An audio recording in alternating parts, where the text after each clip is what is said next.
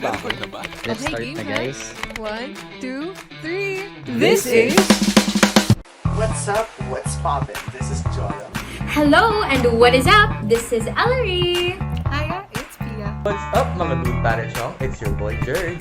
Good morning and good night. What up? It's your boy, Ranch.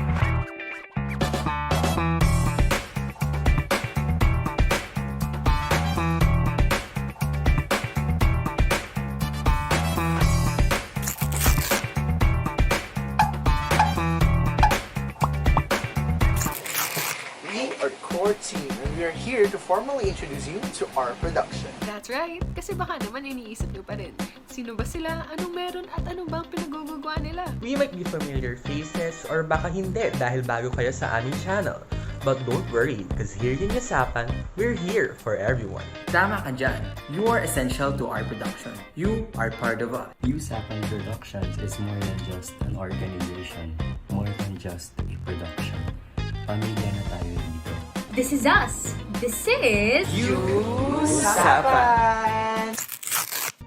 U-Sapan Productions is a student and communication majors-run application-based media organization and production company that utilizes and coordinates all the skills and talents from different institutions and universities to produce relevant, timely, and creatively presented content for general audiences. This media organization and production company aims to be the vessel of all the diverse skills and talents and to be the avenue of learning for tertiary education students. U-Sapan Productions aims to create a platform for the youth to generate meaningful discourse among its online audiences by providing relevant information and ideas through relatable content and wholesome entertainment. Aside from this, U-Sapan Productions envisions a continuously developing community of digital content creators who can utilize their creativity to connect viewers of varying interests and backgrounds to inspire them to make a significant impact in their community.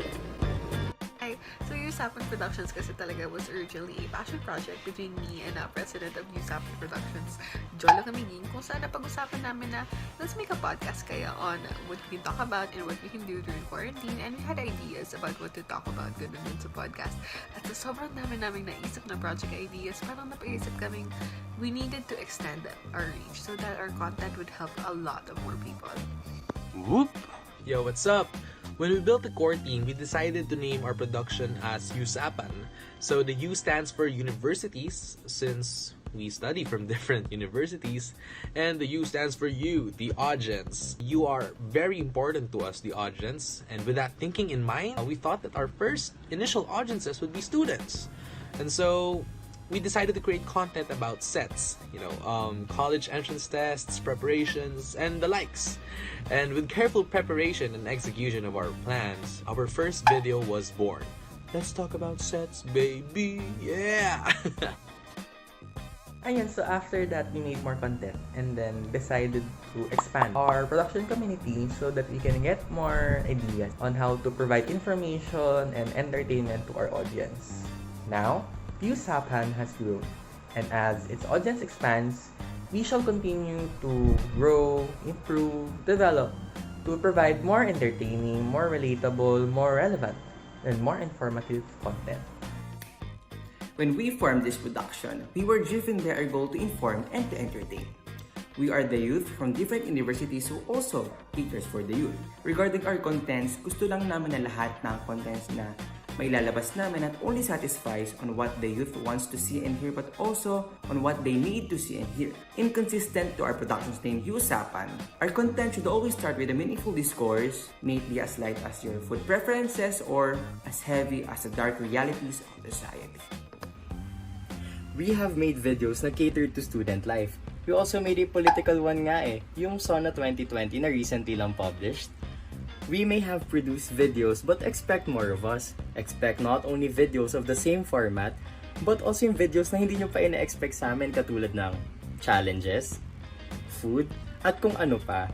I tell you, as our production community expands, napakaraming magagandang ideas ang naibigay na and are in the works na nga Na-excite ako kasi alam ko na you will enjoy what we are currently producing and preparing.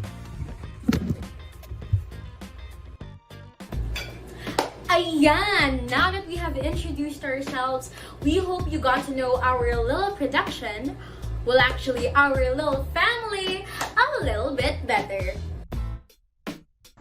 If you want to learn more about USapan and view our previous content, why don't you visit and support our online accounts? Oo nga, support our family kasi after all, you are part of this. Head over to this video's description and give our social media accounts and YouTube channel some love. Follow us so you can keep yourself updated on our future episodes. Who knows? Your experiences, your interests, or your stories might be up next. Expect more from us, and I mean it, because we have a lot more content in store for you. This is our beginning. As we continue our story, I hope you become part of it. This is us. This is USapan.